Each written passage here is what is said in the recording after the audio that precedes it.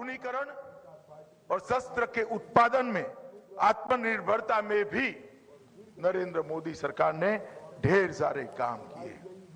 और मित्रों, सैनिकों को आधुनिक से आधुनिक रक्षा सामग्री मिले, क्वालिटी में कोई कॉम्प्रोमाइज न हो, इस प्रकार के अनेक कार्यक्रम भारतीय जनता पार्टी की सरकार ने हाथ में लिए।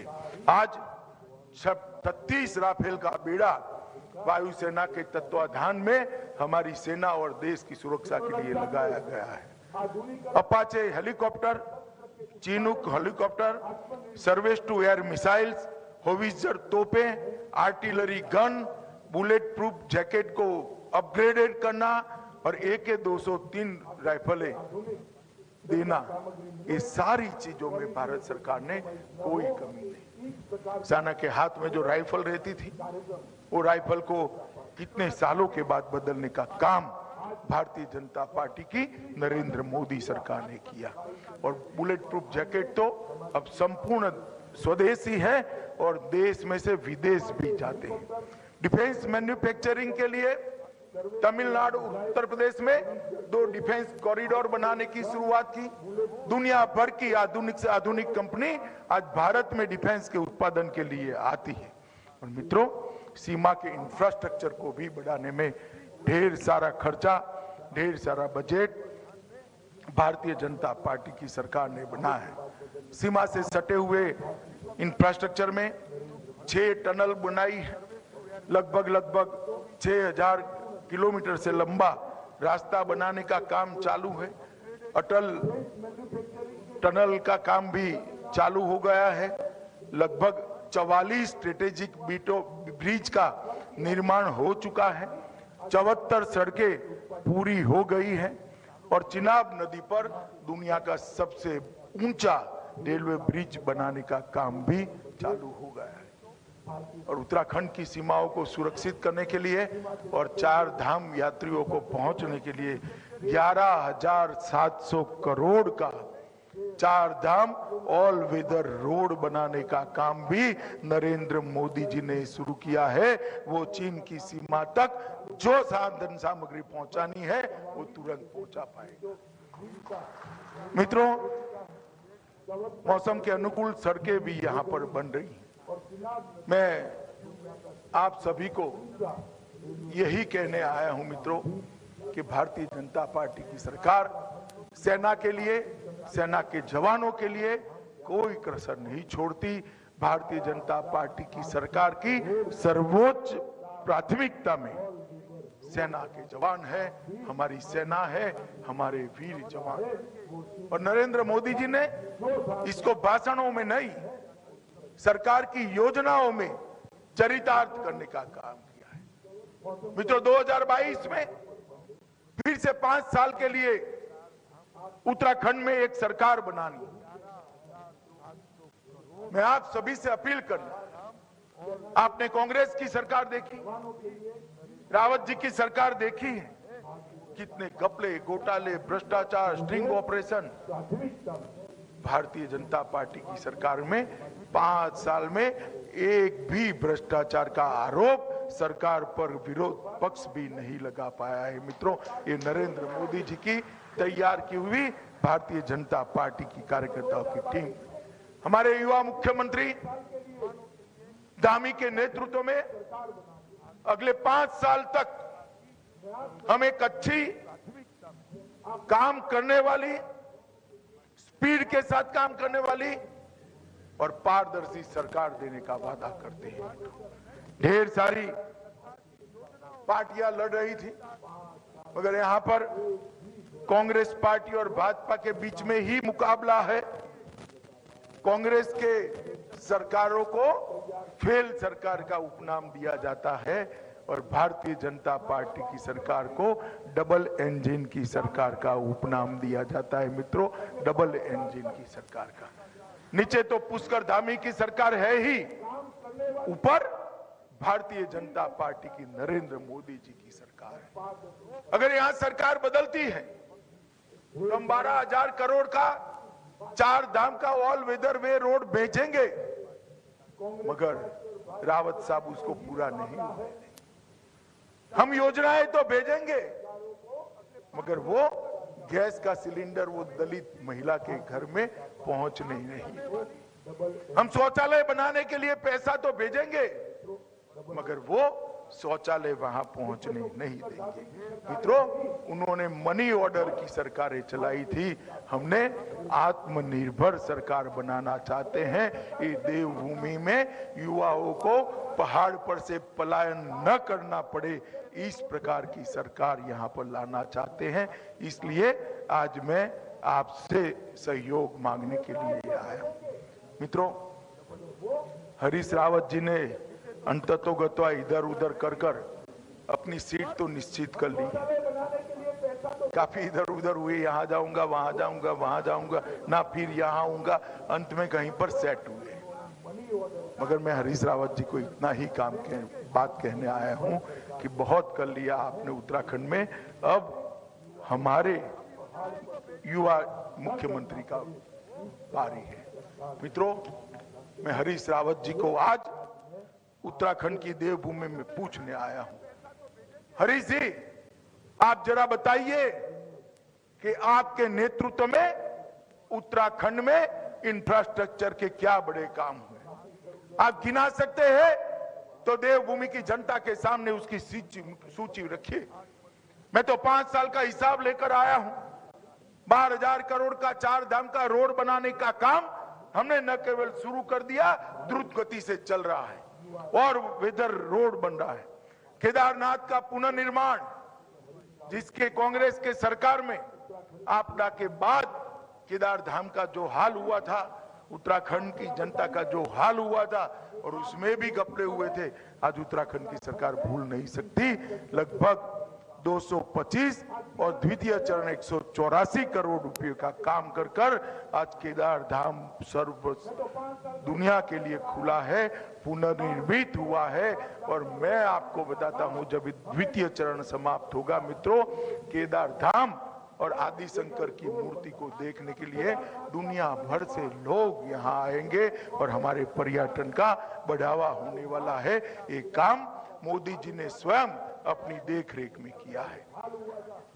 बद्रीधाम पुनरुद्धार योजना 424 करोड़ की, इसमें से 250 करोड़ रुपया खर्च होना शुरू हो गया है और 2023 के आसपास बद्रीधाम को भी पूर्ण रूप से हम विकसित कर देंगे। ऋषिकेश कर्णप्रयाग परियोजना, इसमें ब्रॉड गेज रेल लाइन का विकास हो रहा है। 16,000 करोड़ रुपया खर्च होना है। 12 नए रेलवे स्टेशन, 17 सुरंगे और 16 पुल, और तभी तो जाकर पलायन रुकेगा। पलायन रुकने के लिए इंफ्रास्ट्रक्चर जाना चाहिए, स्वास्थ्य सुविधाएं ऊपर जानी चाहिए, शिक्षा की व्यवस्थाएं ऊपर करनी पड़ेगी और रोजगारी भी ऊपर ले जानी पड़ेगी, तभी जाकर पलायन रुकेगा। इसी तर्ज पर टनकपुर बागेश्वर रेल परियोजना लगभग 2022 में ही इसका निर्माण शुरू कर दिया जाएगा। केदारनाथ व हेमकुंड साहिब के बीच में रोपवे की परियोजना अभी अभी मोदी जी घोषणा कर गए हैं, ये भी तुरंत शुरू होने वाली है। देहरादून दिल्ली एलिवेटेड सड़क का शिलान्यास लगभग ये होने के बाद 2.5 घंटे में आप देहरादून से दिल्ली पहुंच जाएंगे। मित्रों, आप कल्पना कर सकते हैं 2.5 घंटे में देहरादून से दिल्ली जब पहुंचते हैं तो यहाँ पर आर्थिक विकास कितनी तेजी से होगा। हरिद्वार स्थित हर की पौड़ी चंडी देवी मंदिर का रोपवे का निर्माण भी चालू हो गया है। देहरादून शहर में नियो मेट्रो 2 कॉरिडोर में बनाने का काम भी हमने शुरू कर दिया है।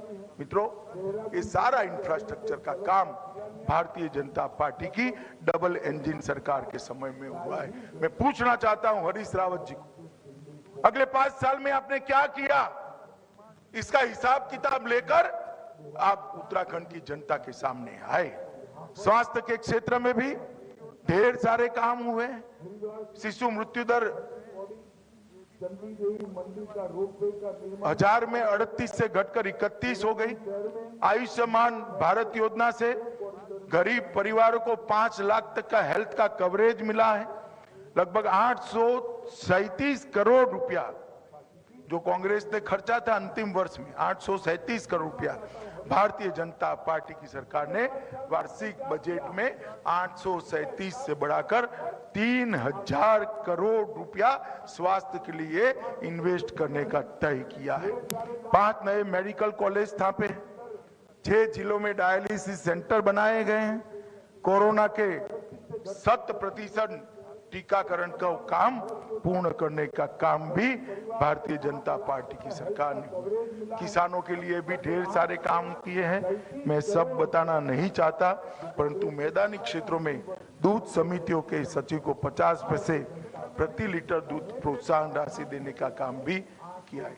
कई सारे नए संस्थान भारतीय जनता पार्टी की सरकार ने यहाँ, एक ड्रोन एप्लीकेशन सेंटर यहाँ आने वाले, जो पहाड़ों पर, दुर्गम जगहों पर, दुर्गम घरों में माल सामान, जीवन जरूरियात की चीजें पहुंचाने के लिए भी बहुत सहायता करेगा। कोस्ट गार्ड का भर्ती सेंटर यहाँ बनाया गया, नेशनल लॉ यूनिवर्सिटी बनाएगी, सेंटर ऑफ एक्सीलेंस और नेचुरल फाइबर सेंटर उत्तराखंड में बनाया गया, सेंट्रल प्लास्टिक इंजीनियरिंग टेक्निकल संस्थान बना गया।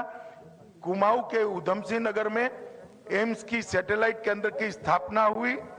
राज्य में 5 नए डिग्री कॉलेज बने, 5 नए मेडिकल कॉलेज बने।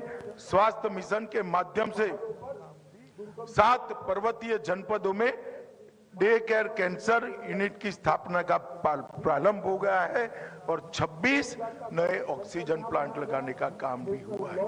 पर्यटन के लिए भी ढेर सारे काम हुए हैं। मैं इसके बारे में बहुत बात करना नहीं चाहता, परंतु मैं इतना जरूर कहना चाहता हूं कि लगभग प्रधानमंत्री जी ने हर गरीब की चिंता की। गरीब के घर में 4,25,000 माताओं को गैस का सिलेंडर देने का काम भारतीय जनता पार्टी की सरकार ने किया। हर गरीब को 5 किलो अनाज 2 साल से भारतीय जनता पार्टी दे रही है।